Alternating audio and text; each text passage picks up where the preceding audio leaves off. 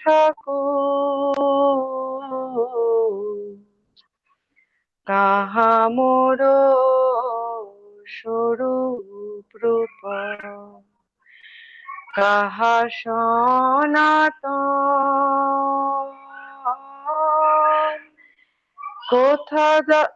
কাহা দাস রঘুনাথ পতিত পাবন, কাহা মোর ভট্ট যুগ, কাহা কবিরা এক কলে কোথা গেলা কোড়া নটরা, পাষাণে কুটিব মাথা, অনলে পশিব গৌরাঙ্গ গুণের নিধি, কোথা গেলে পাব, পাষাণে কুটিব মাথা, অনলে পশিব গৌরাঙ্গ গুণের নিধি, কোথা গেলে পাব, সে সব সঙ্গীর সঙ্গ, না যে কইল বিলাস, সে সঙ্গ না পাইয়া কান্দে নরোত্তম দাস, সে সব সঙ্গীর সঙ্গ, যে কইল বিলাস, সে সঙ্গ না পাইয়া কান্দে নরোত্তম দাস। জয় বৈষ্ণব ঠাকুর, জয় বৈষ্ণব ঠাকুর, বৈষ্ণব ঠাকুর জয়, বৈষ্ণব ঠাকুর জয়, পতিত পাবন জয় বৈষ্ণব ঠাকুর, পতিত পাবন জয় বৈষ্ণব ঠাকুর। हरे कृष्ण प्रभु जी। हरे कृष्ण। हरे कृष्ण। तो आज जैसा कि हम लोगों ने जानते हैं कि हमारे तीन वैष्णव का आज इनफैक्ट हम लोग 5 तारीख को श्री भक्ति स्वरूप दामोदर गोस्वामी महाराज का भी तिरोभाव था 5 तारीख को 2 दिन पहले, लेकिन उस दिन माधवाचार्य को भी था और बाकी थे, इसलिए हम लोग उनका गुणगान नहीं कर पाए, तो उनके चरणों में भी प्रणाम करते हैं। हम लोग जानते हैं कैसे भक्ति स्वरूप दामोदर महाराज हमारे भक्तिवेदांत स्वामी प्रभुपाद के एक बहुत ही घनिष्ठ शिष्य में से थे, और जिन्होंने जो कि साइंटिस्ट थे, और साइंटिस्ट होने के बाद भी वो किस प्रकार से इन सारे भक्ति के इसको उन्होंने ग्रहण किया, और ग्रहण करने के बाद कैसे उन्होंने साइंस, गॉड, ऐसे जो नास्तिक लोग हैं जो साइंस का बहाना देके भगवान को नहीं मानते, उनको भी उन्होंने जोड़ा। तो श्री भक्ति स्वरूप दामोदर गोस्वामी महाराज के श्री चरणों में भी हमारा आनंद कोटि प्रणाम। मणिपुर में जहाँ पे अर्जुन भी गए थे और श्री नरोत्तम दास ठाकुर का भी क्षेत्र है, वहाँ पे वो बहुत प्रचार करते थे, और एक दुखद घटना से उन्होंने शरीर छोड़ा, कोई एक एक्टिविटी के ये के कारण, लेकिन उनके चरणों में भी प्रणाम। लेकिन इसलिए सारे वैष्णवों का गुणगान हम लोग कर रहे हैं। और साथ आज जो है श्री, जैसा हम जानते हैं, कृष्णदास कविराज गोस्वामी, रघुनाथ भट्ट गोस्वामी और रघुनाथ दास गोस्वामी, इन तीनों वैष्णवों का तिरोभाव है। अभी अलग अलग वक्ता इन सारे वैष्णवों के बारे में बोलेंगे। मैं सारांश में बता देता हूँ कि ये जितने भी हमारे वैष्णव है, रघुनाथ दास गोस्वामी, भट्ट गोस्वामी, कविराज गोस्वामी, ये सब कोई भी इस जगत के नहीं है। कृष्णदास कविराज गोस्वामी राग मंजरी, रघुनाथ दास गोस्वामी रति मंजरी, ऐसे सभी ये लोग रूप मंजरी को, रूप गोस्वामी श्री चैतन्य मनोभीष्टं स्थापितं येन भूतले, रूप गोस्वामी श्री चैतन्य महाप्रभु के मनोभीष्ट को स्थापित करने के लिए इस जगत में आए। और महाप्रभु का मनोभीष्ट क्या है? राग मार्गे लोके करिते प्रचारन और रसिक शेखर कृष्ण, यही दुई परम कारण। और दूसरा जो कारण यह है कि प्रेम रस निर्यास करिते आस्वादन, प्रेम रस निर्यास को आस्वादन करने के लिए, और राग मार्ग लोके करिते प्रचारन, यही दुई इच्छाएं करित है उद्गम रसिक शेखर कृष्ण। तो कृष्ण इन दोनों कारण के कारण आते हैं, प्रेम रस निर्यास करने के लिए और इस ब्रज भक्ति को प्रचार करने के लिए। पर्टिकुलरली जो गोपियों की भक्ति है, श्रीमती राधा राधा प्रणयी महिमा, इस चीज को स्थापना करने के लिए। और श्रीमत, ये तो महाप्रभु का भाव था, और महाप्रभु के भाव में श्री रूप गोस्वामी का अपना निजी भाव भी है, उनका खुद का भाव। उनका कैसे भाव है रूप श्रीमती राधा रानी के तरफ, और श्री कृष्णचंद्र के, श्री कृष्ण के साथ उनका क्या संबंध है और श्रीमती राधा रानी का के साथ क्या संबंध है। और उसी भाव को अलंकार करने के लिए श्री रघुनाथ दास गोस्वामी, रघुनाथ भट्ट गोस्वामी और कृष्णदास कविराज गोस्वामी ने उसी रूप गोस्वामी के भाव को उन्होंने आगे बढ़ाया।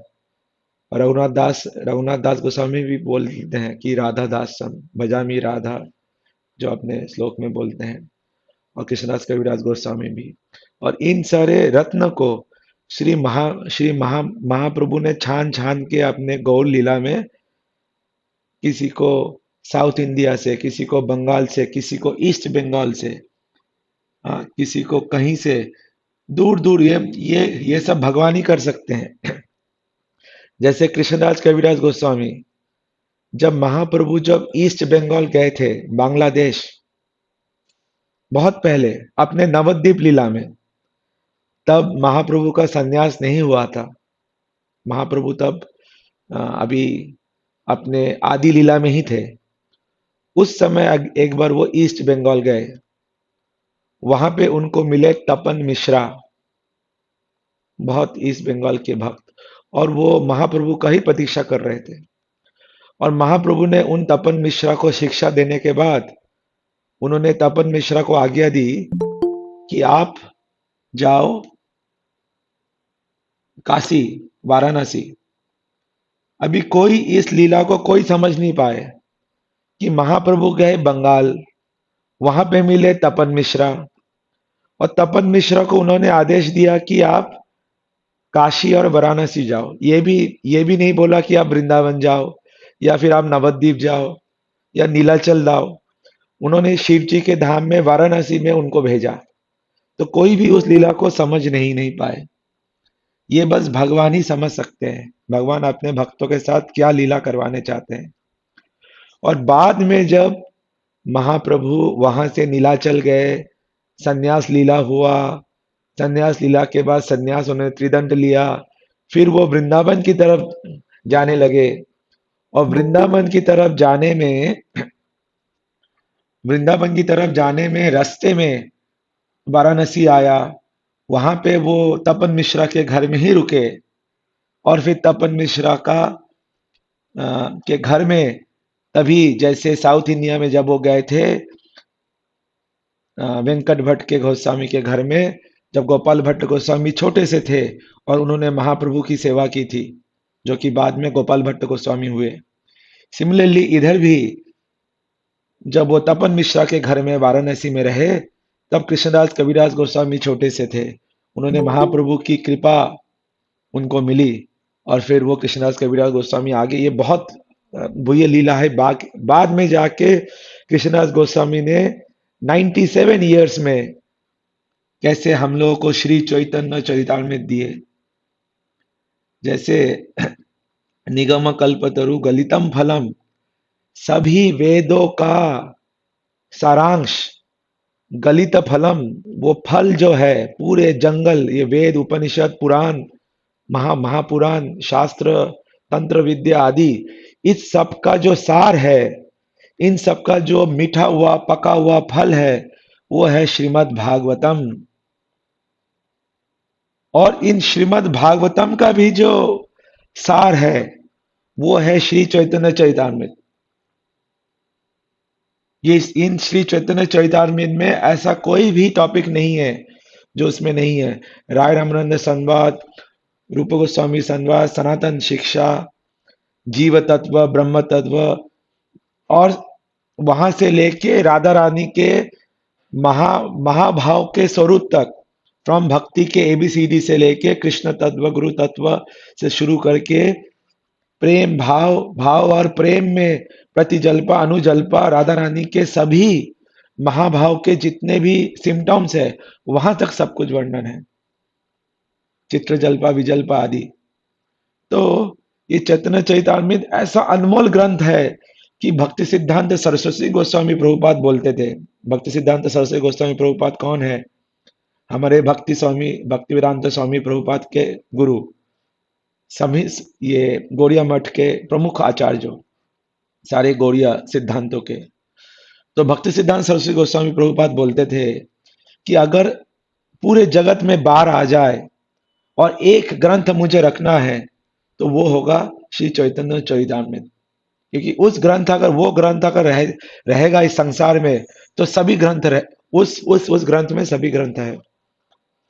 तो इस प्रकार से कृष्णदास कविराज गोस्वामी और फिर रघुनाथ रघुनाथ भट्ट गोस्वामी, मैंने जो बोला वो मैंने रघुनाथ भट्ट गोस्वामी का बोला, सॉरी। कैसे रघुनाथ भट्ट गोस्वामी तपन तपन मिश्रा के पुत्र होके वहां पे गए, और कृष्णदास कविराज गोस्वामी का भी हमने सुना कि किस प्रकार से वो नित्यानंद प्रभु के भक्त थे और आगे गए। और रघुनाथ दास गोस्वामी तो हमारे संप्रदाय के प्रमुख आचार्य जो है। हम लोग रूप रघुनाथ धारा से ही है। तो इन्हीं शब्दों से मैं आज अपनी वाणी को विराम देता हूँ। भगवान ने ऐसे भी मेरी वाणी को विराम दे दिया है गले को खराब करके। तो मैं ये आग्रह करूंगा कि अ, मैं भी जयदेव प्रभु आपको, या फिर वासुदेव प्रभु आप बोलेंगे इन सब आचार्यों के बारे में। आचार्यों के बारे में तो मुझे ज्यादा पता नहीं है, तो मैं आप अगर बोलने की। हाँ, आप अगर राम जी का पाठ करना चाहते तो आप थोड़ा सा आज आप 5 से 10 मिनट ले, क्योंकि फिर हम लोग इन सारे आचार्यों का भी हम लोग आज उनका गुणगान करेंगे, क्योंकि आज आचार्यों का तिरुभाव दिवस है और आविर्भाव दिवस है। तो ये बहुत आवश्यक है हम लोगों को उन आचार्यों के आ, आ, की आशीर्वाद लेना, क्योंकि जैसा आपने ही बोला था, भक्तों बिल्कुल से भगवान से भी ज्यादा उत्तम होता है भगवान के तदीय वस्तु की पूजा करना। भगवान के तदीय वस्तु में आते हैं तुलसी, गंगा, यमुना, वैष्णव धाम। तो ये सारे जो वैष्णव है, ये भगवान भगवान से भी अधिक प्रसन्न होते हैं भगवान, अगर वैष्णवों का गुणगान होता है तो, क्योंकि सही उन्हीं बात। उन्हीं के थ्रू हमें मिल, जैसे आप उस दिन हनुमान जी का बोल रहे थे।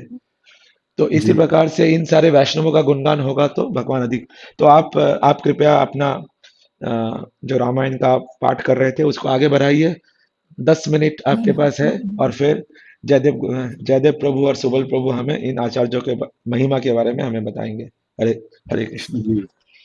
भगवान भी कहते हैं कि जो भक्त होते हैं मेरे मुकुट में रहते हैं, मैं उनको सर पे चढ़ा के रखता हूँ, जो भक्त होते हैं, और मैं उनका दास। तो मैं क्या रामायण से कुछ प्रसंग कहूँ? हाँ, बोलिए बोलिए, बोलिए प्रभु। ठीक है, तो सबसे पहले मैं सभी गुरुजनों को प्रणाम करता हूँ। श्री रामचंद्र भगवान को प्रणाम, बजरंगबली को प्रणाम, श्री कृष्णचंद्र भगवान को प्रणाम। तो मैं जैसे हनुमान जी की बात कर रहे थे उस दिन, तो मैं थोड़ा उसको और एक्सटेंड करके और एक प्रसंग में पढ़ा था, तो मैं वो यहाँ पर उसको कहना चाह रहा हूँ। कुछ 10 मिनट लगेंगे इसमें, ठीक है ना? हाँ ठीक है प्रभु, बोलिए। ओके। तो ये है हनुमान जी का कर्ज। दरवाजा बंद करो। हनुमान जी का कर्ज, राम जी के प्रति हनुमान जी का क्या कर्ज है, ये समझने की आज हम कोशिश करेंगे। तो हुआ यूं कि अयोध्या में राम जी का राज्याभिषेक हो गया और राज करने लगे। और बाकी जितने जो आए थे, जैसे कि विभीषण, सुग्रीव, वानर आदि, अंगद, जामवंत, ये सभी सभी चले गए, सबकी विदा कर दिए राम जी ने। हनुमान जी नहीं गए, हनुमान जी को विदा नहीं किया। तो कुछ दिन रहने लगे, और कुछ दिन होने के बाद अब लोग कह रहे हैं कि हनुमान जी कब जाएंगे। प्रजा में भी बात होने लग गई कि सभी चले गए, हनुमान जी अभी तक नहीं गए हैं। अब दरबार में भी कानाफूसी होने लग गई कि हनुमान जी अभी तक क्यों नहीं गए हैं। तो सबने सोचा कि भगवान राम से तो पूछ नहीं सकते, तो चलते हैं माता से पूछते हैं, माता से ही कहते हैं कि हनुमान जी को विदा कर दीजिए। तो सीता माता के पास लोग गए, और सीता माता ने से कहा कि हनुमान जी को विदा करने के लिए कहा। तो माता ने कहा कि मैं तो हनुमान को नहीं बोलूंगा विदा होने के लिए, वो तो मेरा पुत्र के समान है, पहला पुत्र मेरा वही है एक्चुअली। तो और मैं लंका में विकल पड़ी थी, और उस समय मैं मरने जा रही थी। उन्होंने कहा था ना कि मिला ही न पावक मीठा ही न शूला, तो मैं जलने जा रही थी, मरने के कगार पे थी, और उस समय हनुमान मेरे पास आए और आकर धीरज धराया।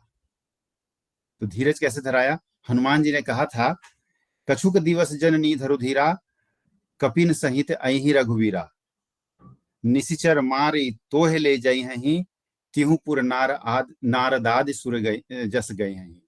मतलब उन्होंने कहा था कि कुछ दिन धीरज धरो माता, अभी कुछ दिन बाद रघुनाथ आएंगे, इन असुरों को मारकर आपको ले जाएंगे, और उसके बाद नारद आदि देवता और गण आपके प्रभु के यश गाएंगे।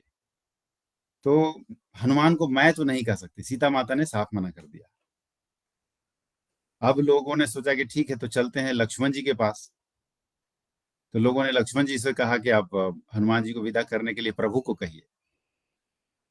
तो हनुमान जी ने कहा, सॉरी, लक्ष्मण जी ने कहा कि देखो भाई, ये लक्ष्मण जो आपके सामने खड़ा है, ये आपका लक्ष्मण है ही नहीं, ये तो हनुमान का ही लक्ष्मण है। मैं तो मरणासन्न अवस्था में था, शक्तिवान लगने के बाद मैं तो मरा हुआ था, लेकिन मुझे बचाया किसने? तो ये हनुमान ने बचाया, उन्होंने ही संजीवनी बूटी लाया, और तब मैं बचा। तो मैं तो नहीं कहने वाला हूं। अब क्या करें? तब लोगों ने सोचा ठीक है, तो भरत जी से बात करते हैं। तो लोग भरत जी के पास गए कि आप प्रभु को कहिए हनुमान जी को विदा करने के लिए। तो भरत जी ने कहा कि देखो, वो रोने लगे, भरत जी पहले तो रोने लगे। उन्होंने कहा कि हनुमान की वजह से मैं जिंदा हूं, और सारे परिवार जिंदा है। अब मैं तो अपनी चिता लगाए बैठा था कि एक दिन भी प्रभु को आने में देर हुआ और मैं चिता में जल जाऊंगा, मर जाऊंगा।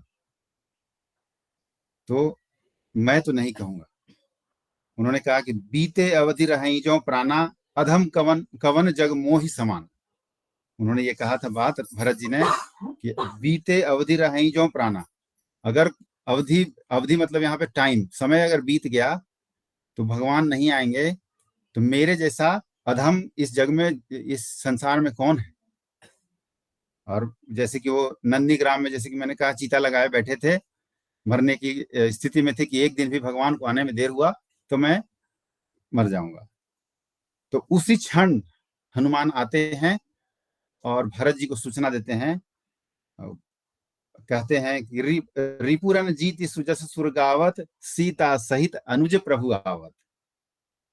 मतलब रिपुरन, रिपु मतलब शत्रु, यहाँ पर कहा गया है, रिपु का मतलब शत्रु। तो शत्रु को जीत कर भगवान सीता माता और अपने अनुज के साथ आ रहे हैं। तो जैसी ये सूचना भरत जी को मिली वो खुश हो गए। तो उन्होंने कहा कि मैं तो बिल्कुल नहीं बोलूंगा हनुमान को जाने के लिए, तो आप किसी और से पूछें। तब लास्ट हो गया, तो अब सोचे कि अब शत्रुघ्न जी से बात कर लेते हैं। तो उन्होंने कहिए, शत्रुघ्न जी को भी कहा गया कि हनुमान जी के बारे में कहिए प्रभु से विदा करने के लिए। तो शत्रुघ्न जी ने कहा कि देखो भाई, पूरी रामायण में तो कहीं बोला नहीं, और अब बुलवा रहे हो, वो भी हनुमान जी को विदा करने के लिए। ये कार्य मुझसे नहीं होगा। कोई और कार्य है तो कहो, मैं करूंगा, लेकिन ये कार्य मैं नहीं कर सकता। तो अब सभी फेल हो गए। तो फिर माता सीता ने प्रभु से कहा कि आप तो तीनों लोकों के स्वामी हैं, और हनुमान जी से कैसे आप सकुचाएंगे? आप खुद ही कहते हैं कि प्रति उपकार करो का तोरा, सन्मुख होई न सकत मन मोरा। राम जी ने कहा था ऐसा कि प्रति उपकार करो का तोरा, सन्मुख होई न सकत मन मोरा। मतलब इतना उपकार है हनुमान जी के ऊपर। तो ये बात उन्होंने कहा, लेकिन फिर भी आपके लिए ये काम अदेय नहीं है। तो भगवान राम ने कहा कि हे देवी, मैं हनुमान का कर्जदार हूं। इसीलिए हनुमान जी के बारे में राम जी ने कहा था, सन्मुख होई न सकत मन मोरा।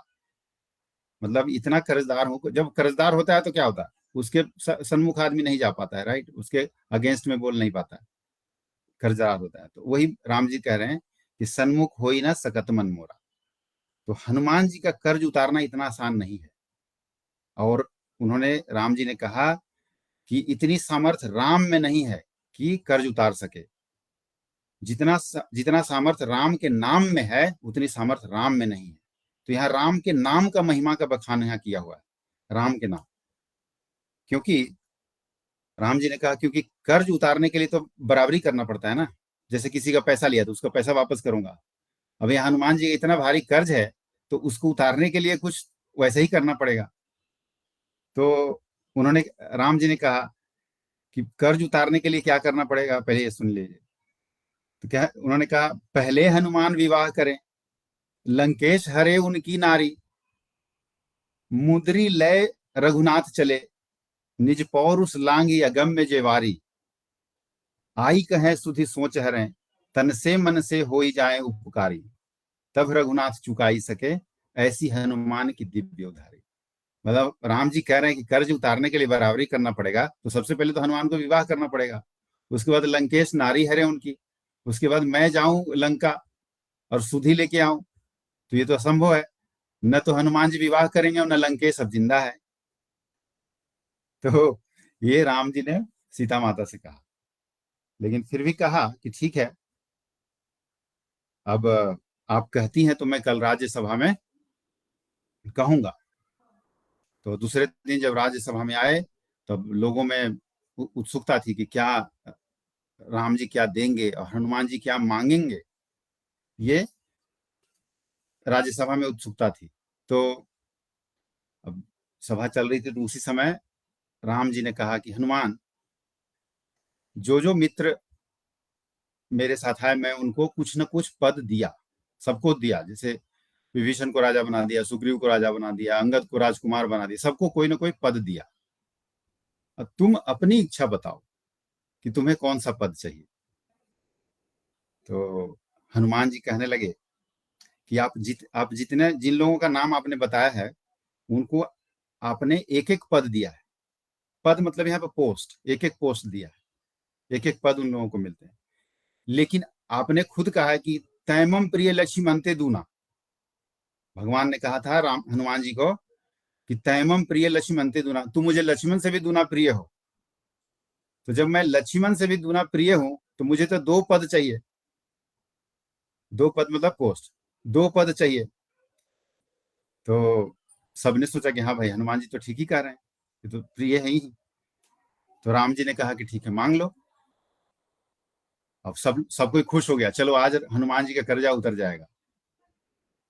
तो हनुमान जी ने कहा कि प्रभु, जो पद आपने उन लोगों को दिया है, जिन जिन के नाम गिनाए थे, उनको जो भी पद आपने दिया है, वो उस पद में राजमद छुपा हुआ है। राजमद मतलब राजा बने या राजकुमार बने, तो राजमद छुपा हुआ है। मुझे तो ऐसा पद चाहिए जिसमें राजमद ना हो। तो फिर राम जी ने कहा, तो फिर कौन सा ऐसा पद चाहिए आपको? तो हनुमान जी ने कहा, और हनुमान जी राम जी के दोनों चरण पकड़ लिए। अब पकड़ के कहते हैं कि प्रभु, हनुमान को तो बस यही पद चाहिए, यही दोनों पद चाहिए, और कुछ नहीं चाहिए। हनुमत सम नहीं को बड़ भागी, नहीं को राम चरण अनुरागी। हनुमान जी राम जी के चरण पकड़ के और उनको कहने लगे कि मुझे सिर्फ यही दो चरण चाहिए और कुछ नहीं चाहिए, कोई पद नहीं चाहिए, यही दो पद चाहिए। जय बजरंगबली। मैं यही कथा समाप्त करता हूँ। बहुत सुंदर आपने उम्मीद है कि पसंद आया होगा। बहुत बहुत सुंदर। इसी ऐसे ही हमें किस प्रकार से निस्वार्थ भाव से हनुमान जी ऐसे प्रेमातुर भक्त है, और किस प्रकार से वो जी। दास्य रस के शिरोमणि है। और जी। कैसे किस प्रकार से नॉट ओनली वो भगवान को इधर भी सेवा कर रहे हैं, और हर जगह पे जैसे हम लोग वृंदावन में भी देखते हैं, वहां भी पंचमुखी हनुमान, और नवद्वीप में भी हनुमान जी अपने अपने अलग अलग स्वरूप में भगवान को सेवा कर रहे हैं। हर हर युग में कर रहे हैं, और हर धाम में कर रहे हैं, और हर स्वरूप में भी कर रहे हैं। तो हनुमान जी के चरणों में बहुत अनेकों प्रणाम।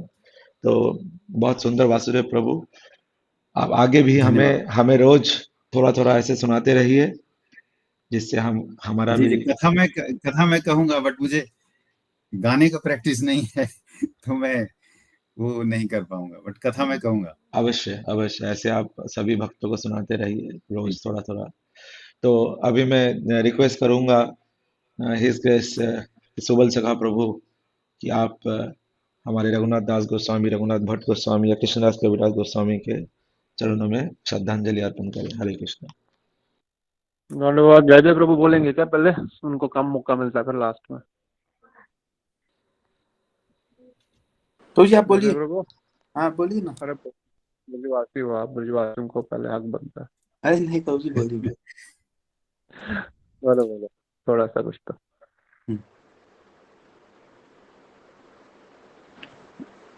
ठीक है, मैं रघुनाथ दत्त गोस्वामी बोलता हूँ, फिर आप आगे कंटिन्यू कर देना। आज बहुत अच्छी पुण्यतिथि है, क्योंकि वैष्णवों का इस तरह धाम पर आना और वैष्णवों का तरह धाम से जाना वो जीवों के कल्याण के लिए होता है।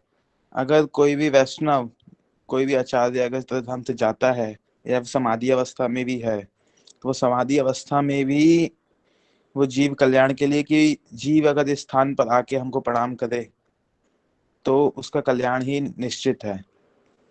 इसलिए ये हमारे आज जो कृष्णदास कविराज गोस्वामी जो चैतन्य चेतामृत के रचयिता हैं, जैसे प्रभु जी ने बताया कि प्रभुपाद जी ने भी बोला, अगर संसार से सारे ग्रंथ लुप्त हो जाएं, सिर्फ एक चैतन्य चेतामृत ग्रंथ अगर रह जाता है, तो उसी ग्रंथ से जो है मैं संसार के सारे ग्रंथों, संसार के सब जीवों को तारने का सामर्थ्य है उस ग्रंथ में इतनी शक्ति है। और उस ग्रंथ के रचयिता जो कृष्णदास कविराज गोस्वामी, वो साक्षात राधा रानी की कस्तूरी मंजरी है, तो उनका स्थिति है।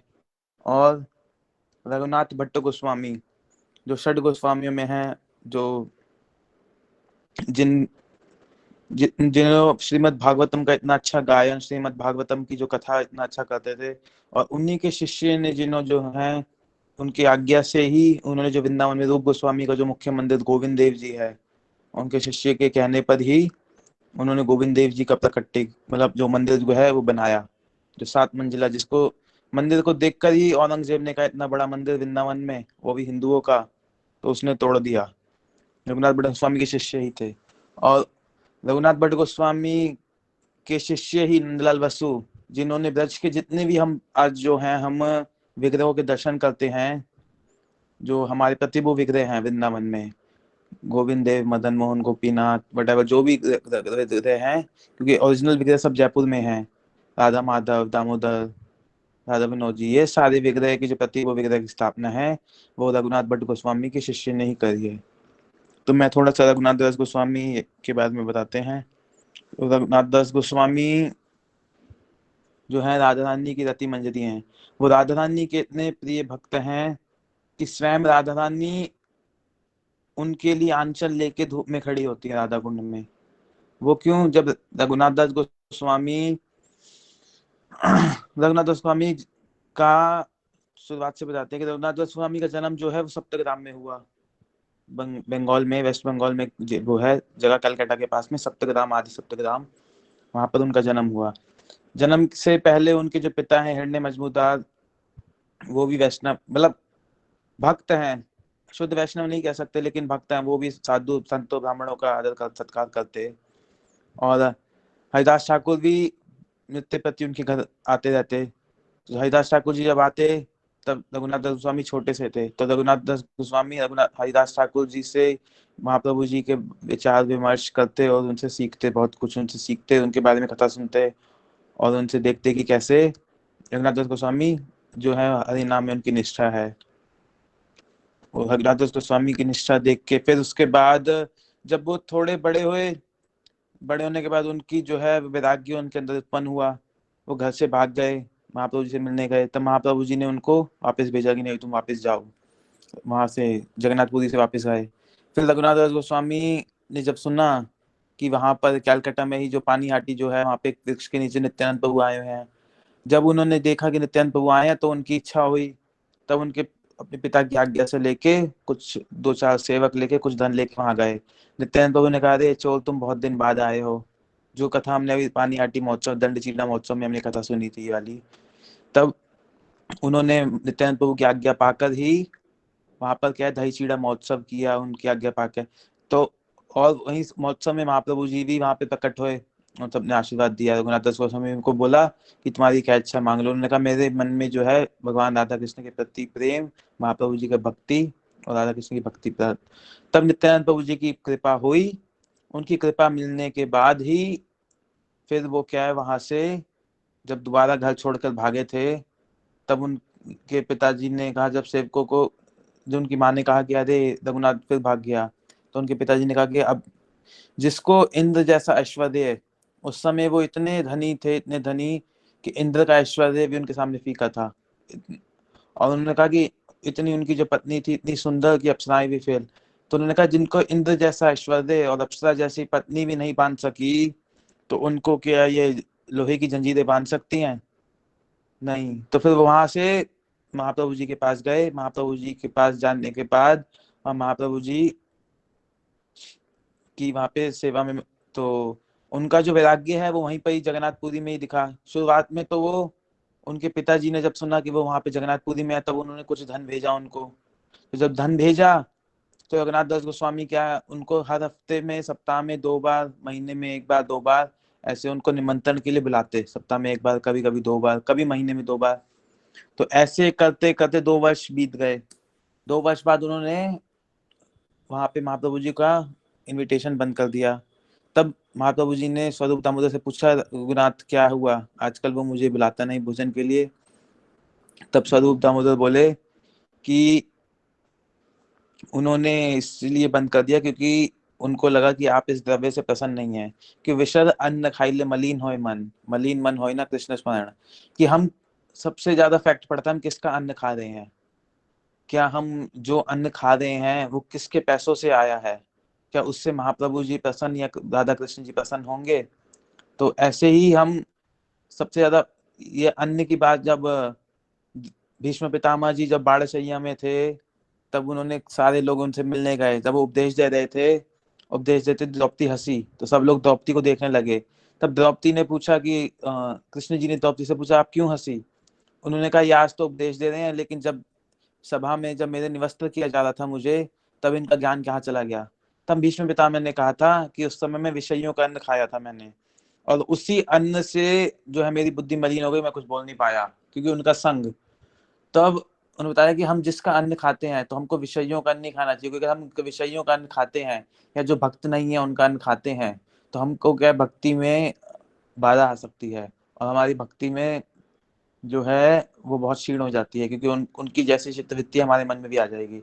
तब महाप्रभु जी ने कहा ठीक है, बहुत अच्छा। फिर कुछ दिन बाद उन्होंने देखा तो रघुनाथ गोस्वामी से मिले, बोले यार आप भोजन कहाँ करते हैं? उन्होंने कहा कि वो सिंह द्वार पे खड़े होकर भिक्षा मांगता है। तो जब महाप्रभु जब दर्शन करने जाते, देखा कि सिंह द्वार पे आजकल रघुनाथ दास गोस्वामी नहीं खड़े होते। फिर स्वरूप दामोदर से पूछा कि क्या हुआ, आजकल रघुनाथ दास गोस्वामी वहां सिंह द्वार पे नहीं होते?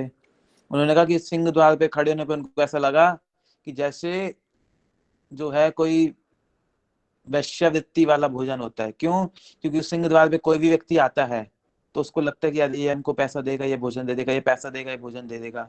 तो ऐसे ही वो उस लीला में तो रघुनाथ दास गोस्वामी दिखा रहे हैं, लेकिन महाप्रभु जी और रघुनाथ दास गोस्वामी किसके लिए बता रहे हैं? वो हम सब जीवों के लिए, कि हमारे मन में ये नहीं होना चाहिए कि हम भजन कर रहे हैं, धाम में रह रहे हैं या कहीं भी रह रहे हैं, कि हमारे मन में नहीं चाहिए अरे वो व्यक्ति आया हमको कुछ धन दे जाएगा, अरे वो व्यक्ति आया उससे हमारी सहायता हो जाएगी, और वो धन देगा तभी हम भजन कर पाएंगे। तो ये ऐसा मन में नहीं आना चाहिए। फिर कुछ दिन बाद उन्होंने देखा, रघुनाथ उनसे पूछा कि यार वो तो वहां भी नहीं खड़ा होता, भोजन क्या करते हैं? उन्होंने कहा कि वो जो पीछे जो तेलंगाना गाय, उस समय वहां पे उड़ीसा में साउथ इंडियन गाय होती थी, वो जो जगन्नाथ जी को जो चावल बनता था, वो चावल बनने के बाद जो थोड़ा बहुत रह जाता था उसको धोने से जो निकलता था, वहीं पे धोकर जब रखते थे तो वहीं से ही उधर से उसके जो नाली से बह जाता था, उस नाली से वो चावल सड़ जाता था। उस सड़ा हुआ चावल जो गाय भी नहीं खाती थी, उस चावल को रघुनाथ दास गोस्वामी जी उठाकर धोकर वो खाते थे। तो उस चावल को देख के जो वो खाते, तो महाप्रभु जी ने एक बार देखा, उनका अरे तुम ये अपना अमृत पा रहे हो, मुझे नहीं दे रहे हो, मुझे भी दो। जब वो लेने लगे तो उन्होंने एक मुट्ठी पाया, दूसरी मुट्ठी लेते ही स्वरूप दामोदर मना कर दिया कि ये आपके योग्य नहीं है। तो रघुनाथ दास गोस्वामी का ऐसा वैराग्य था कि उनको ना तो भोजन की न वस्त्र की इच्छा, इतना अमीर होने के बाद। उसके बाद जब उन्होंने महाप्रभु जी ने उनको रघुनाथ दास गोस्वामी को एक शिला दी, गिरिराज जी की शिला, जो महाप्रभु जी को मधुसूदन सरस्वती पाद जी ने दी थी, और महाप्रभु जी ने उनकी 10 महीने तक सेवा करी थी। वो आज शिला जो है वृंदावन के गोकुलानंद मंदिर में विराजमान है। उस शिला को रघुनाथ गोस्वामी को दिया कि बोला ये जो शिला है वो कृष्ण स्वरूप, और जो गुंजा माला है राधा रानी का स्वरूप है, वो उनको दिया। और ऐसे ही रघुनाथ गोस्वामी का वहां पे भजन कुटी है। रघुनाथ दास गोस्वामी ने वहीं रह के महाप्रभु जी के साथ बहुत समय वर्ष बिताए। जब महाप्रभु जी ने अपनी जो है अंतिम लीला करी, जब महाप्रभु जी टोटा गोपीनाथ में चले विराजमान हो गए, तब रघुनाथ गोस्वामी बहुत क्रंदन करते करते उन्होंने बोला कि अरे अब तो मेरा जीवन मैं जीऊंगा किस लिए? तब उन्होंने कहा कि मैं वृंदावन में आके गिरिराज जी के ऊपर चढ़ के अपनी देह को त्याग कर दूंगा। तो जब वो वृंदावन आए, गोवर्धन से चढ़े देह को त्याग करने लगे, तब रूप सनातन से उनकी भेंट हुई। रूप सनातन ने कहा तुम ऐसा क्यों करते हो? क्या तुम्हें लगता है महाप्रभु जी से प्रसन्न होंगे या तुम इस ऐसे देह त्यागने से? तो उन्होंने कहा कि तुम हमारे भाई जैसे हो, तुम हमारे साथ यहीं रुको। तब उन्होंने वहां पर राधा कुंड में उन्होंने भजन किया। तो उनका जो भजन प्रणाली है वो 22.5 घंटे नित्य प्रति भजन करते। जो उनका जो कीर्तन है, कोथाई गो प्रेममयी राधे राधे, राधे देखा दियो प्राण मुख्य राधे राधे। और उनके जो ग्रंथ है, सबसे मुख्य ग्रंथ विलाप कुसुमांजलि, उन्होंने विलाप कुसुमांजलि नामक ग्रंथ में जो उन्होंने लिखा कि राधा रानी के प्रति जैसे प्रार्थनाएं काकू क्रंदन करते करते, तो जिसमें उसमें गुरु जी का जो एक मुख्य श्लोक जो गुरु जी कहते थे, उसमें लिखा है तवे वास्मी ना जीवा में त्वं वैना इति विज्ञा राधे त्वं नाम चरणांतिके, कि हे राधा रानी आपके बिना ये जीवन देह धारण करना भी नहीं है, कि आप ये जो हमारा जो देह है, वो जो हमारी जिह्वा है, हमारे नेत्र हैं, हमारे जो हाथ हैं, अगर आपको ना देखें, आपकी सेवा ना करें तो मेरा जीवन व्यर्थ है। तो रघुनाथ दास गोस्वामी का प्रतिदिन नियम था 1 लाख हरिनाम करना और 1000 दंडवत करना प्रतिदिन। बज के धूलि को प्रणाम करके 1000 दंडवत करते थे वो। तो एक समय गुरु जी ने बताया था कि जो रूप सनातन और रघुनाथ दास स्वामी 1 लाख हरिनाम करते हैं और हरिदास ठाकुर जी 3 लाख करते हैं, तो कुछ लोगों के मन में आ जाता है कि हरिदास ठाकुर जी जो हैं उनसे हाई हैं, और वो क्योंकि वो 1 लाख हरिनाम करते हैं, वो 3 लाख हरिनाम करते हैं। तब गुरु जी ने कहा नहीं, हरिनाम चाहे 1 लाख है, चाहे वो 3 लाख है, चाहे 5 लाख है, वो प्रतिदिन ग्रंथ लिखते, प्रतिदिन सेवा करते, धामों की सेवा करते, जीवों का कल्याण करते, मंदिरों की स्थापना करी। तो वो जो है रूप सनातन उनसे हाई, और वो राधा रानी की अंतरंग मंजरी है, और ये जो है वो ब्रह्मा और प्रहलाद जी का मिश्रित अवतार है। तो ऐसे ही रघुनाथ दास गोस्वामी जब राधा कुंड में भजन करते, तो भजन करते करते जब उन्होंने देखा कि एक समय धूप में ऐसे भजन कर रहे हैं कि उनको अपना आभास नहीं है कि मैं कहाँ हूँ, तो राधा रानी अपने हाथों में दुपट्टा लिए रघुनाथ दास गोस्वामी को छाया देती हुई, अभी जो प्रभु जी ने फोटो दिखाई थी पिछली बार, तो वो छांव देती हुई राधा रानी जो है रघुनाथ दास गोस्वामी को, तो उधर और उधर छांव दे रही है, और पास में ही जो कुंड में ये दो शेर आके पानी पी रहे हैं, और पीछे दूर से दो सनातन देख रहे हैं उनको कि ये क्या हो रहा है। तब वो उसके पास आए रघुनाथ गोस्वामी के पास कि ये जो लीला है श्याम कुंड की लीला है। तो उनके पास आए और उनको बोला, अरे रघुनाथ तुम यहाँ ब्रज में जो आए हो सेवा करने आए हो, ना कि राधा रानी सेवा लेने। तुम भजन में इतने तन्मय हो गए कि तुमको आभास नहीं रहा कि राधा रानी जो है वो इतनी धूप में खड़ी होकर तुमको छांव दे दी है, और पास में ही कृष्ण और राधा रानी जो तुम्हारी रक्षा के लिए खड़े हैं कि बाग पानी पी रहे हैं। तो भजन में तन्मय होना अच्छा है, लेकिन तुम्हें क्या है अपना एक कुटिया बनाई जिससे उनको कष्ट ना हो। तब रघुनाथ गोस्वामी ने ही श्याम कुंड पर एक भजन कुटी बनाई अपनी, जो वहां पे वो भजन करते थे। और राधा कुंड में तो उनकी भजन कुटी थी, उनकी समाधि राधा कुंड में ही आई। तो उनका जो आज है तिरुभाव तिथि है रघुनाथ दास गोस्वामी की। और हम जो आज राधा कुंड और श्याम कुंड का जो स्वरूप देख रहे हैं वो रघुनाथ दास गोस्वामी की कृपा से ही है। क्यों? क्योंकि उनके मन में इच्छा आई कि मैं राधा कुंड और श्याम कुंड का जीर्णोद्धार करूं, लेकिन बाद में बोला अरे नहीं, मेरे मन में इच्छा क्यों आई।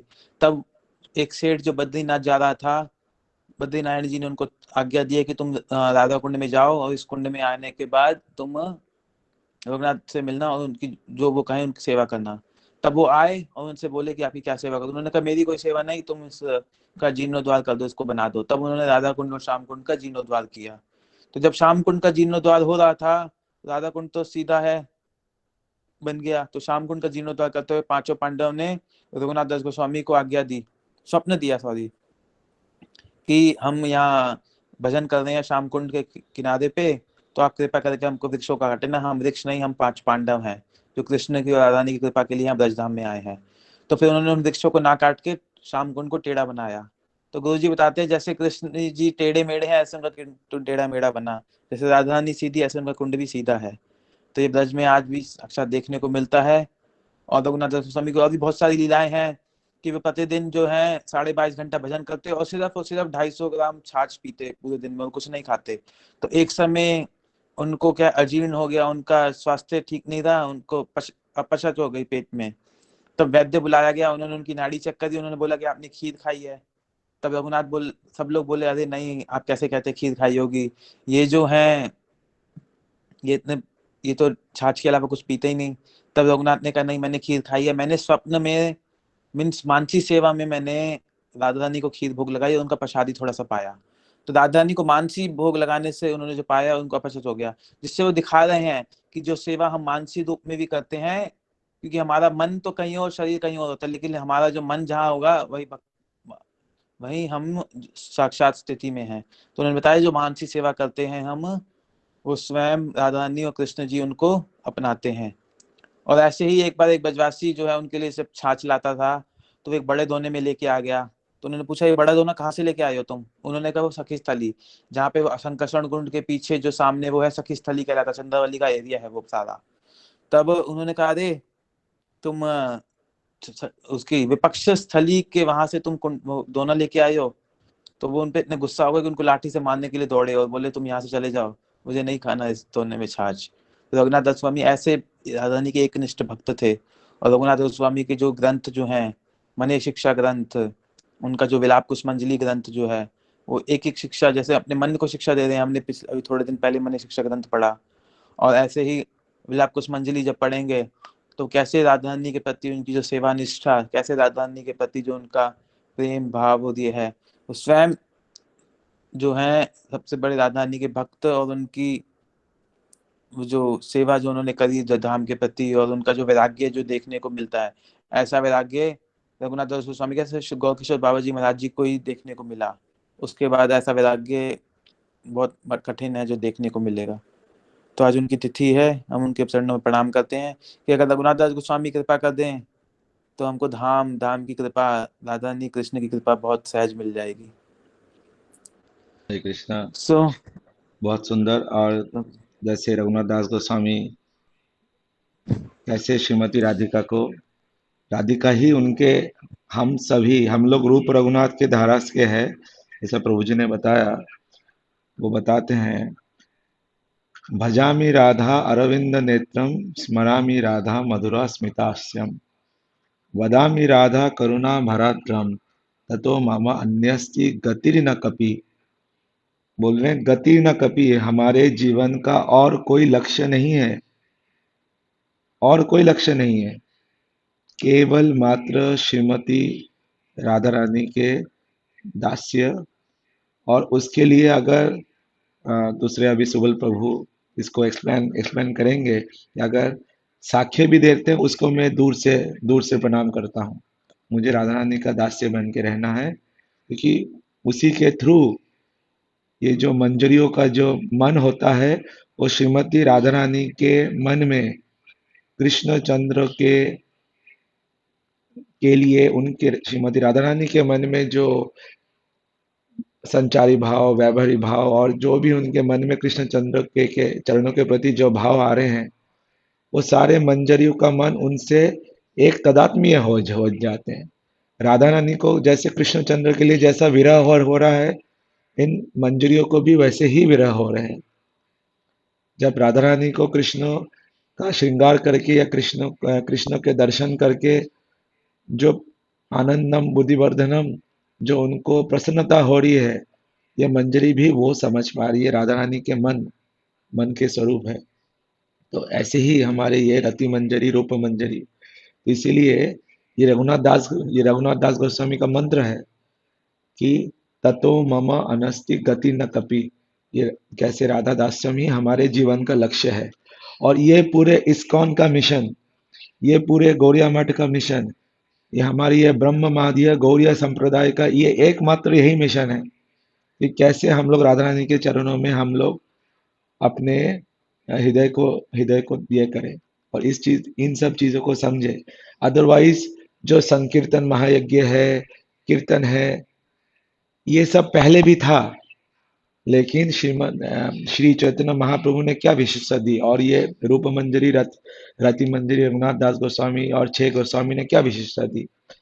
तो हमें जयदेव प्रभु ने बहुत अच्छे से हमें ये समझाए। हमें आगे अभी सुबल प्रभु बाकी कृष्णदास कबीरदास गोस्वामी एवं रघुनाथ भट्ट गोस्वामी के बारे में हमें श्रवण करेंगे। हरे कृष्ण। वैसे समय तो हो गया है, पर फिर भी थोड़ा सा आचार्यों का गुणगान के लिए मैं 5-7 मिनट लूंगा। गुरुवे गौरचंद्राय राधिकाय तदाराय कृष्णाय कृष्ण भक्ताय तद भक्ताय ते नमो नमः। या अगर कोई और भक्त बोलना चाहते हैं तो मैं उनका सुनूंगा। नहीं, शांति, मतलब ठीक। तो रघुनाथ दास गोस्वामी, रघुनाथ भट्ट गोस्वामी, कृष्णदास कविराज गोस्वामी, षड गोस्वामी वृंद के चरणों में कोटि कोटि प्रणाम। तो गुरुदेव के चरणों में, रूपान गुरु चरणों में कोटि कोटि प्रणाम। तो मैं ज्यादा लीलाओं पे, हम लोगों ने लीलाएं बहुत सारी सुनी, ऑलमोस्ट हनुमान जी की भी और जयदेव प्रभु ने भी रघुनाथ दास गोस्वामी जी के बारे में, और सुकांत प्रभु शायद स्टार्टिंग में कुछ बोल रहे थे। तो what is the learning from in आचार्यों के जीवन से? एक चीज जो सीखने को मिलती है, विशेषकर तीनों आचार्यों का, जिनका आज तिरुभाव तिथि है, जो भगवत धाम में आज प्रवेश किए, कि कोई भी वैष्णव सेवा और वैष्णव संघ की महत्वता। देखिए, रघुनाथ भट्ट गोस्वामी का जीवन भी बड़ा विशाल था। वो भी एक वैष्णव के पुत्र, तपन मिश्र के पुत्र के रूप में आए, और महाप्रभु के साथ जगन्नाथपुरी में भी रहे, और महाप्रभु ने उनको फिर वृंदावन भेजा, जाओ आप रूप गोस्वामी, सनातन गोस्वामी के साथ रहो, उनको भागवतम सुनाया करो। और भागवतम सुनाते, पढ़ते पढ़ते वो इतना रोते थे कि भागवतम के पेज गीले हो जाते थे। जब उनको रूप गोस्वामी पाद ने विदग्ध माधव ग्रंथ दिया, इसका पढ़ो या थोड़ा सा अध्ययन करो, एडिटिंग करो, तो वो पढ़ते पढ़ते वो इतना रोए, थोड़ा सा पढ़ के ही, कि पूरा ग्रंथ जो है वो गीला हो गया, वो पढ़ ही नहीं पाए। जब रूप गोस्वामी देख रहे हैं कि इतना क्यों रो रहे हैं, और कई दिनों तक रोते जा रहे हैं, यू कैन इमेजिन किस प्रकार का भाव इन वैष्णवों के हृदय में है। ये कोई साधारण नहीं है। तूरी मंजरी, रति मंजरी, और अपना राग मंजरी। तो इस प्रकार से फिर रूप गोस्वामी ने उनको दूसरा ग्रंथ दिया, दान कीली कुमोदनी, उसमें बड़ा भगवान की मधुर मधुर लीलाएं, हास्य लीलाओं का वर्णन है। और जब वो ग्रंथ दिया, बोला हाँ ये पढ़ूंगा, देखे तो वो पढ़ पढ़ के इतना हंसते थे कि दिन भर हंसते ही हंसते हंसते हंसते बस हंसते रहना उन लीलाओं का स्मरण करते हुए। सुबह शाम रूप गोस्वामी बोले अब आनंद आ रहा है इनको हंसते हुए देख करके। और रूप गोस्वामी सनातन गोस्वामी के सामने श्रीमद् भागवतम का अध्ययन करते थे, पढ़ते थे और खुद भी सुनते थे, उनको भी सुनाते थे। और भागवतम के विरह में, भगवान के भक्तों की लीलाओं के विरह में कभी रोदन, कभी हास्य, इस प्रकार से पूरा उन्होंने जीवन गुरु वैष्णव की सेवा में बिताया। अपने आराध्य सचिनंदन गौरहरि ने उनको गुंजा माला दिया, तुलसी माला दिया, हम जानते हैं जगन्नाथ जी का महाप्रसाद के रूप में। और हमेशा उनको अपने साथ रखते हुए उन्होंने उनका सेवा किया, ज्यादा लंबा न लेते हुए। सिमिलरली कृष्णदास कविराज गोस्वामी, जैसे पहले प्रभु जी बताए, जयदेव प्रभु भी की जगतगुरु प्रभुपाद बोले यही एक ग्रंथ काफी है, और किसी ग्रंथ की आवश्यकता नहीं है पूरे ब्रह्मांड को, क्योंकि ये प्रेम पुरुषोत्तम सचिनंदन गौरहरि का ग्रंथ है। इसमें भागवतम, चित्रचरितम, रामायण, महाभारत सब कुछ का समावेश कृष्णदास कविराज गोस्वामी लिखे। और उनका जीवन भी कितना भगवत सेवा में था कि इवन अपने भाई तक को छोड़ दिए। रघुनाथ दास गोस्वामी अपने माता पिता को छोड़ दिए। क्यों? जो वैष्णव प्राय है, जो बाहर से वैष्णव दिखता है पर वैष्णव नहीं है, जो अवैष्णव है तो उसका तो कहना ही क्या। यहाँ पर तो वैष्णवों की बात चल रही है। महाप्रभु ने पहले उनको बोला जाओ घर चले जाओ, घर में सेवा करो। क्यों? देखना उनका कितना वैराग्य है। थोड़ा मरकट वैराग्य नहीं करना। हम तो जानते हैं, हम हमेशा बोलेंगे मरकट वैराग्य ना करे, लोग के दिखाए, लोगों को दिखाने के लिए वैराग्य मत करो, लोगों को सिखाने के लिए वैराग्य मत दिखाओ। वैराग्य अगर हृदय से उत्पन्न हुआ है तो करो, तो बस दिखाने के लिए नहीं। पर हम बोलेंगे ठीक है, महाप्रभु ने बोला मरकट वैराग्य नहीं करना, घर गृहस्थी में रहना, जिंदगी भर मरते उधर ही रहो, उधर ही मरो, उधर ही सब कुछ करो, नहीं। महाप्रभु ने कहा जितना आपका अधिकार है उसके अनुसार रहो, पर धीरे धीरे वहां से बाहर निकलो। ऐसा नहीं कि हमेशा उसी आश्रम में ही रहना है, उसी अवस्था में रहना, भोग में ही पड़े रहना है। बाहर से व्यवहार करो लोगों के साथ, अंदर से अपना साधन भजन करो। बाहर से दिखाने की आवश्यकता नहीं, मैं बहुत बड़ा साधु बन गया हूँ, भक्त बन गया हूँ, नहीं। बाहर से आप साधारण व्यवहार रखो सबके साथ। बाहर वाले लगे आ रहे तो हम जैसा ही है, ऐसा व्यवहार करो। पर अंदर से खूब भजन करो, आपका हृदय फट जाना चाहिए, ऐसा भजन हो जाना चाहिए। अपने हम क्या करते हैं, उल्टा करते हैं। बाहर से तिलक कंठी सब कुछ धारण करके अरे हम तो महाभागवत हो गए हैं, महावाष्ण बन गए हैं, और अंदर से विषयों का चिंतन चलता रहता है। कैसे भोग करें, कैसे बढ़िया गाड़ी बंगला कैसे चले वहां, और कैसे भोग के साधन मेरे साथ और आ जाए। नहीं, उल्टा हो जाता है। क्योंकि मन जिसका चिंतन करता है उसी का फल मिलेगा। शरीर जिसका प्रैक्टिस कर रहा है उसका कोई लाभ नहीं। तो इंद्रियां है तो शरीर है तो खत्म हो जाएगा, और मन बुद्धि अहंकार आत्मा के साथ जाएगा, और मन ने जिसका चिंतन किया है वही हमारे साथ जाने वाला है। इसे जयनंदन गौरहरि शिक्षा दी है, तुम बाहर से कैसा भी व्यवहार करो कोई टेंशन नहीं, पर आंतरिक करो, बाहर करो लोक व्यवहार, अंतरिक निष्ठा, अंदर से निष्ठा रखो, निष्ठिता भक्ति पे आ जाओ। दिस इज लर्न, हमको निष्ठा लानी है भगवान के भजन में। और बाहर लोक व्यवहार, बाहर से लोक व्यवहार करते रहो। तो ये भजन महाप्रभु ने सिखाया, ये शिक्षा उन्होंने दिया। और इसी प्रकार से जब रघुनाथ दास गोस्वामी पूरा जीवन अपना जिया, और फिर कई बार निकले, जो हमने सुनी कथा, फाइनली नित्यानंद प्रभु की कृपा से, बिना गुरु कृपा के हम निकल नहीं सकते भव सागर से। बिना नित्यानंद प्रभु की कृपा के महाप्रभु की कृपा प्राप्त नहीं हो सकती। मणिकंठन रामदास जब कृष्णदास कविराज गोस्वामी के घर पे आए, यहाँ पर नित्य निरंतर कीर्तन चलता था। आज भी अगर उनके घर में जाएं, नाई हाटी के पास, चैतन्य चरितामृत का एक चैप्टर उनके हाथों से लिखा हुआ आज भी उनके घर में उस मंदिर में विराजमान है। वो देख सकते हैं, उन्होंने अपने हाथों से लिखा वो फर्स्ट चैप्टर। क्योंकि वो लिख रहे थे, फिर बाद में जब मणिकंठन रामदास जो कि नित्यानंद प्रभु के पार्षद है, उनके मित्र भी है, देखा कृष्णदास कविराज गोस्वामी के भाई श्यामदास महाप्रभु की तो पूजा करते हैं पर नित्यानंद को रेस्पेक्ट नहीं करते। ये देख करके उनके नित्यानंद प्रभु के महाभक्त कैसे बर्दाश्त कर सकते हैं। बोलते ऐसा क्यों करते हो तुम, why don't you have respect for Nityananda. Sir Nityananda कैसा व्यक्ति है भाई, संन्यास लिया और बाद में इस उम्र में शादी कर ली, क्या मतलब है ये? सन्यासी कैसे शादी कर सकते हो आप? वो आप ही could not understand who Nityanand Prabhu is, गुरु तत्व क्या वस्तु है। कभी सन्यासी वेश धारण करते हैं, कभी इतने सारे सिल्की कपड़े पहन करके एकदम भोगी विलासी जैसे दिखते हैं। तो he could not realise Nityananda Prabhu is स्वयं बलराम। तब कहते हैं ये एक और रोमहर्षण सुत आ गया। दूसरे ब्राह्मण के बारे में कहते हैं पर उनको भी इंगित करते हैं। तब वो कृष्णदास कविराज गोस्वामी अपने भाई को कहते हैं, नहीं, मैं यहाँ पर एक क्षण भी नहीं रह सकता जहाँ पर नित्यानंद प्रभु की श्रद्धा नहीं है, उनके भक्तों के प्रति इस प्रकार की भावना है, अपमान है। तो अपनी मुरली तोड़ करके वहां से चले जाते हैं राम निकेतन। और उसी रात उसी दिन कृष्णदास कविराज गोस्वामी भी घर छोड़ के चले जाते हैं, तो मैं नहीं रहूंगा यहाँ पर। और फिर जब विचार कर रहे अब कहाँ जाऊं, क्या करूं, साक्षात नित्यानंद प्रभु उनके साथ में सामने नजर आते हैं। कहते हैं मैं बहुत प्रसन्न हूं तुम्हारे इस डिसीजन से, मैं बहुत प्रसन्न हूं, तुम वृंदावन चले जाओ और वहीं पर जाकर के रूप गोस्वामी तो चले गए थे, रघुनाथ दास गोस्वामी के साथ रह करके भजन करो, वहीं पर तुम्हारा अभिष्ट पूर्ण होने वाला है। तो तब वो वहां से वृंदावन आए और वृंदावन में फिर इस चैतन्यामृत ग्रंथ का रचन किया। रघुनाथ दास गोस्वामी के बारे में जानते, वो महाप्रभु के साथ रहे, जगन्नाथपुरी में रहे, जगन्नाथपुरी से फिर वृंदावन आए। तो सब उनकी कृपा से उन्होंने भी उनको बहुत कुछ बताया, क्या महाप्रभु की लीलाएं हुई, कहाँ कहाँ क्या क्या हुआ, सब उन्होंने ग्रंथ में लिखा। पर जो लर्निंग इज, उन्होंने अपने भाई को छोड़ दिया केवल इसलिए क्योंकि नित्यानंद प्रभु के वो एक प्रकार से सम्मान नहीं कर सके, वो समझ नहीं पाए गुरु तत्व को। और जो गुरु तत्व को नहीं समझ पाएगा, बलराम तत्व को नहीं समझ पाएगा, उसको कहाँ चैतन्य महाप्रभु मिलेंगे, कहाँ राधा रानी, कहाँ कृष्ण मिलेंगे। हेना नित्याय विनय भाई राधा कृष्ण पाइते नाय, भक्तनु ठाकुर नरोत्तमदास ठाकुर लिखते हैं कि नित्यानंद प्रभु के बिना राधा कृष्ण प्राप्त करना असंभव है। हेना नित्याय विनय भाई राधा कृष्ण पाइते नाय, दृढ़ करी धरो नित्याय पाए। नरोत्तमदास ठाकुर कहते हैं, मोरा नित्याय जेवा नहीं माने, अनाल ताजा मुख खाने।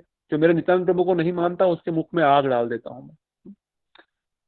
सो द पॉइंट इज, किस प्रकार से इन आचार्यों ने अपने जीवन से ये सिखाया।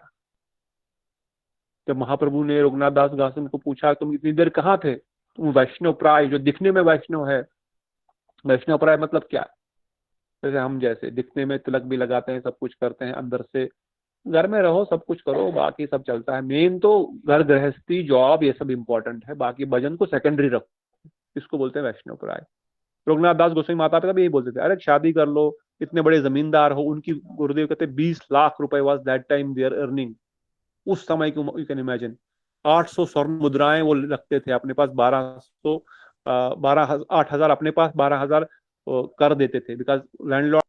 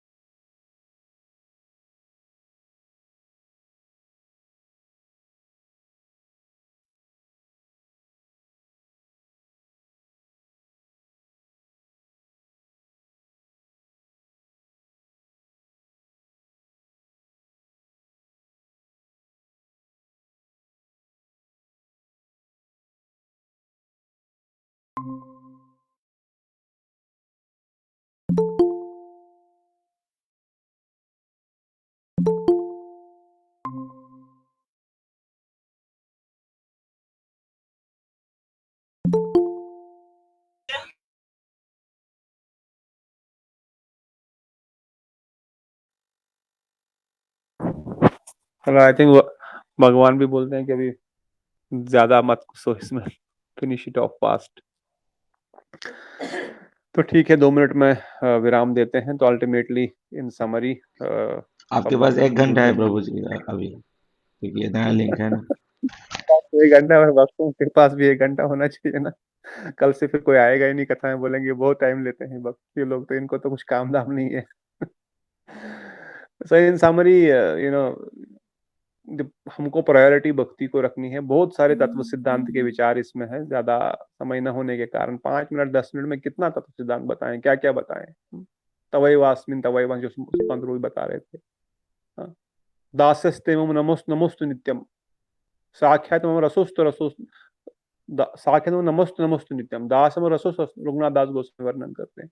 दास्य रस को ही अपनाना चाहता हूँ, मुझे साक्य रस को मेरा दूर से प्रणाम, मैं प्रणाम करता हूँ, आप मुझे राधा रानी, आप मुझे साक्य बनाना चाहती है, पर इसको मेरा प्रणाम स्वीकार कीजिए, मैं आपकी दासी के रूप में ही सेवा करना चाहती हूँ। उसके पीछे भी एक लीला है, जब राधा रानी ने रघुनाथ दास गोस्वामी को अपनी सखी बनाने के लिए उनको वो पोस्ट दिया था, उन्हें कहा नहीं, मुझे अपने दासस्त मम नमस्तु नमस्तु सत, मुझे दास ही बार बार आप पूरा जीवन रहना है आपका।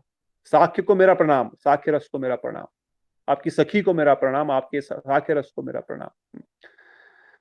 तो इन समरी अगेन, इन सब वैष्णवों के जीवन चरित्र से किस प्रकार से उन्होंने अपना भजन को प्रायोरिटी बनाया, और हम सब जीवों के लिए भी यही शिक्षा दे रहे हैं कि हम भी साधन भजन, इस मनुष्य शरीर जो बड़ा दुर्लभ हमको मिला है, इसमें हम साधन भजन को प्रायोरिटी बनाएं, और इसी जन्म में सचिनंदन गौरहरि की धारा से जुड़ने के कारण हमारे पास एक बहुत बड़े खजाने को एक्सेस है, एक बहुत बड़ा खजाना, कृष्ण प्रेम रूपी खजाना हमको मिल सकता है, ब्रज प्रेम महानिधि, उस महानिधि को हमको एक्सेस मिल सकता है, और मिल रहा है। इन रूप गोस्वामी, रघुनाथ दास गोस्वामी, कृष्णदास कविराज गोस्वामी ने उस खजाने को हमारे लिए खोल दिया है। अगर हम प्रायोरिटी नहीं देते हैं भजन साधन को, केवल अपने इंद्रिय भोग को ही, तो हम भी वैष्णव प्राय ही बन के रह जाएंगे, जिनको महाप्रभु सच्चिदानंद गौरहरि ने जब रघुनाथ दास गम से मिले, जगन्नाथ ने बोला वैष्णव प्राय तुम्हारे माता पिता is like a worm in a stool pit. ऐसा बोलना कितना कठोर शब्द लगता है, मगर यही सच्चाई है। जो अंदर से विष्णु के चिंतन में है और बाहर से वैष्णव नहीं, हमको बाहर से कैसे भी रहे, बाहर से भी वैष्णव, अंदर से वैष्णव बहुत अच्छा है, मगर अगर बाहर से नहीं भी रहे पर अंदर से वैष्णव बनना है, अंदर से वैष्णवता को हृदय में धारण करना है। नाम जप कथा कीर्तन, इसमें धीरे धीरे रुचि हमको लेके आनी है। कृष्णदास कविराज गोस्वामी अपने भाई को छोड़ दिया, रघुनाथ दास गोस्वामी ने अपने माता पिता, अपने परिवार, स्वर्ग सुंदरी जैसी धर्म पत्नी को, राज्यपाठ, एक राजा जैसे राज्यपाठ को छोड़ दिया। रघुनाथ भट्ट गोस्वामी भी महाप्रभु की कृपा के लिए, रघुनाथ दास वो महाप्रभु के स्थान को भी उनकी आज्ञा के कारण वृंदावन आकर के वहां पर साधन भजन किए, क्योंकि महाप्रभु ने आज्ञा दिया। तो इवन महाप्रभु को भी छोड़ करके वो रूप रघुनाथ की सेवा में रहे, किस लिए? क्योंकि महाप्रभु की आज्ञा है। इसलिए महाप्रभु की आज्ञा है हम ये हरे कृष्ण महामंत्र का जप करें, हम इस राग मार्ग की लोके करह प्रचार, महाप्रभु की राग मार्ग भक्ति, प्रेमा भक्ति का प्रचार हम करने आए हैं। महाप्रभु इस चीज को देने आए हैं, उस मनोविष्ट को स्थापित करते हुए इन सारे आचार्यों ने विलाप कुसुमांजलि, विदग्ध माधव, ललित माधव, ज्ञान कुंद कौमुदी, ये सारे ग्रंथ रस के ग्रंथ है।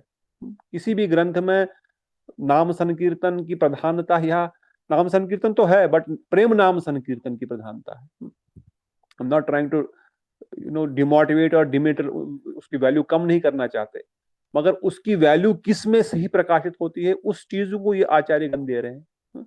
तो ये जो चीज दे रहे हैं, जिसके लिए उन्होंने भगवत धाम से यहाँ पर आए, उस वस्तु को हम समझें, उसको ग्रहण करें, और हम अपने जीवन को सफल बनाएंगे। इन्हीं वचनों के साथ इन समस्त वैष्णव आचार्यों के चरणों में कोटि कोटि प्रणाम। समय के लिमिटेशन के कारण यहाँ पे विराम देता हूँ। अगर कोई प्रश्न है या कुछ वक्त और कोई बोलना चाहते हैं तो हम सुनने के लिए पूरी रात तैयार है। 1 घंटा तो है ही कम से कम। हरे कृष्ण। अरे बोल तो जस्ट वन थिंग, अभी ये क्या नाम, हम जो कृष्णदास कविराज गोस्वामी का जो चैतन्य चैतामृत जो ग्रंथ है, वो ग्रंथ कविराज गोस्वामी जी ने लिखा, और वो जो ग्रंथ जब महाप्रभु जी ने रघुनाथ दास गोस्वामी को महाप्रभु स्वरूप दामोदर से मिलवाया था, तब उन्होंने कहा था कि अब रघुनाथ जो है वो तुम्हारे अंडर में रहेगा, तुम्हारा को ही देखना है, इसकी देख रेख सब करनी है तुम्हारा। तब सब उनका जो नाम पड़ गया था स्वरूपे रघु, रघुनाथ जो है स्वरूप गोस्वामी के ही हैं। तो स्वरूप गोस्वामी जी ने जो है उनका ही जो कड़चा जो ना, जो महाप्रभु जी की जो सारी लीलाएं हैं, स्वरूप दामोदर जी ने लिखा, और रघुनाथ गोस्वामी उनको अपनी एक डायरी में लिखते थे। तो ये जो चैतन्य चैतामृत जो है वो रघुनाथ दास गोस्वामी की निजी डायरी ही है, मतलब निजी, जो उन्होंने जो देखा, जो लिखा, जो स्वरूप दामोदर से सुना, वही उन्होंने अपनी डायरी में लिखा, और कविराज गोस्वामी जी ने उनकी डायरी से देखकर ये जो चैतन्य चैतामृत नामक ग्रंथ जो है वो उन्होंने लिखा। तो स्वरूप रघुनाथ दास गोस्वामी की कृपा से ही हमको ये आज जो है चैतन्य चैतामृत ग्रंथ हमको देखने को मिलता है। Just on the Chaitanya Chaitamrita, जब ये कृष्णदास कविराज गोस्वामी, पहले तो उन्होंने गोविंद लीलामृत ग्रंथ लिखे। ये गोविंद लीलामृत ग्रंथ, ये उन्होंने कृष्णदास कविराज गोस्वामी ने, रूप गोस्वामी, रघुनाथ दास गोस्वामी, जीव गोस्वामी, सभी गोस्वामियों का संग किया और उनसे उन्होंने शिक्षा ली। ये शिक्षा लेने वाला शिष्य भी वैसा ही होना चाहिए, जैसे शेर का दूध सोने के बर्तन में ही रहता है। अगर शेर का दूध आपने कांसे के बर्तन में या पीतल के बर्तन में रख दिया तो वो दूध फट जाएगा, क्योंकि उस वाले पात्र में उस दूध को धारण करने की शक्ति नहीं है। सिमिलरली, जब रूप गोस्वामी का, हम लोग बोलते हैं ना, हम लोग कृष्ण का संग करेंगे या वैष्णव का संग करेंगे, उन वैष्णव का संग करने के लिए हमारे अंदर भी तो पात्रता होनी चाहिए, योग्यता होनी चाहिए। तो कृष्णदास कविराज गोस्वामी ऐसे भक्त थे जिन्होंने इन सारे 6 गोस्वामियों का, हमारा जो भजन में भी हम लोग गाते हैं, श्री रूप सनातनो रघुजिगो श्री जीव गोपाल को, ये मंत्र भी उन्होंने दिया।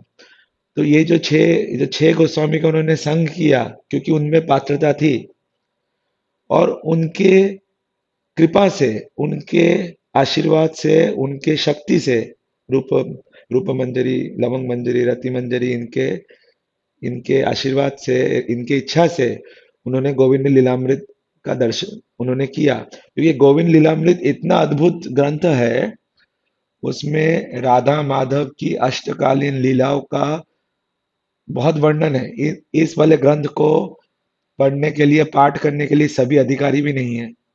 इतना अमूल्य ग्रंथ है वो, बहुत ही अंतरंग लीलाओं का इसमें वर्णन है।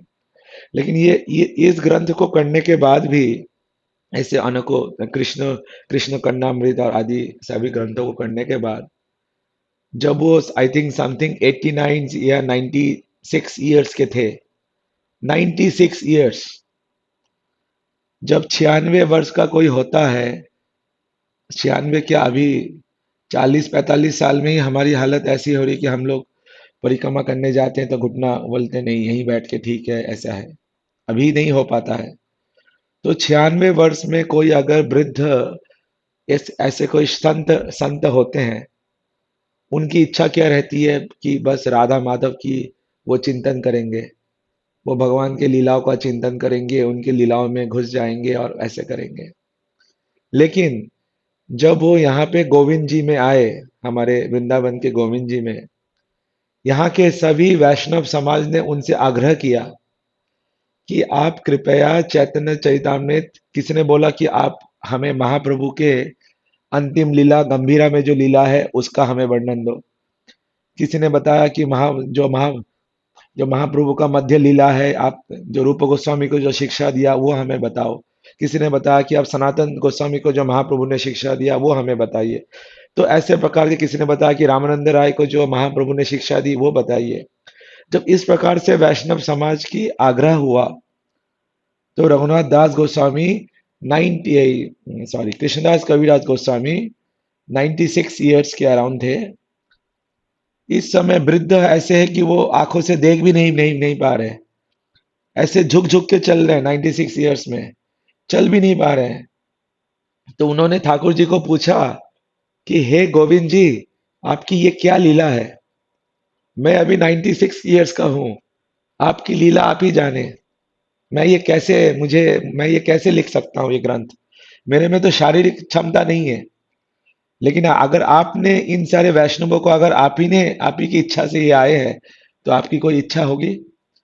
तो उन्होंने भगवान की इच्छा मान के, चैतन्य महाप्रभु की आज्ञा मान के, एट द एज ऑफ 96 वहीं के वहीं श्री गोविंद देव में वहीं के वहीं वो बैठे और वहीं उन्होंने मंगलाचरण लिखना शुरू कर दिया। और कुछ ही समय में, बहुत कुछ समय में, आई थिंक 1 साल 2 साल ऐसा कुछ में ही, इतना बड़ा महाकाव्य ग्रंथ का, इसमें क्या तत्व सिद्धांत से लेके रस तत्व से लेके सभी सिद्धांतों एवं रसों का उन्होंने इतना सुंदर खजाना उन्होंने इस जगत के वैष्णव समाज को दिया। और यही उनकी अंतिम सेवा वो इस जगत में करके फिर वो भगवान के धाम में महाप्रभु के लीला में एवं श्री राधा माधव की लीला में वो चले गए। तो यू कैन इमेजिन कि हम जैसे जीव, अब हम लोग जो आज चैतन्य चैतामृत अगर पढ़ेंगे तो इस वैष्णवों ने कैसे किया, 96 ईयर्स में उन्होंने कैसे, किस प्रकार से उन्होंने लिखा और किस प्रकार से ये ग्रंथ हमारे पास आया। तो हम सब इन वैष्णवों के महाऋणी हैं। अगर ये वैष्णव इस धरातल में आके इस तरह से हमें नहीं देते इन सारे ग्रंथों को, तो आज हम लोग इस हरि नाम जो हम कर रहे हैं उसका रियल मर्म क्या है वो हम लोग नहीं समझ पाते।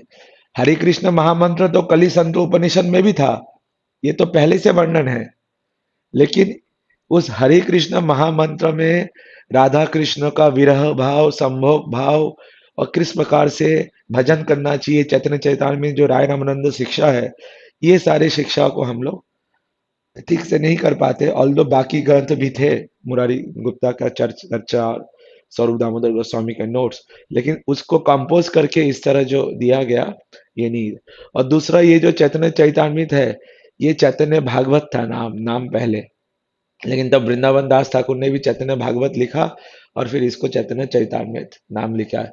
चैतन्य चरिताम अमृत, तो उनका अमृत है ये सारे महाप्रभु के लीलाओं का। तो ये एक लीला मुझे स्मरण हुआ, इसलिए मैंने ये बताया। तो और कोई भक्त अगर कोई बोलना चाहते हैं, अगर आज नहीं बोलना चाहते हैं, आज भी बोल सकते हैं, नहीं तो कल हमारे जो बृहद भागवतम का जो कथा है सुबल प्रभु के उसमें, तो वहाँ भी आप लोग प्रश्न पूछ सकते हैं। और वहाँ भी जो बृहद भागवतम की कथा आई थी 6:30 से है, तो वहाँ भी आप लोग आ सकते हैं। तो कोई भक्त का कोई प्रश्न है या कोई और कोई कमेंट है तो अवश्य बता सकते हैं।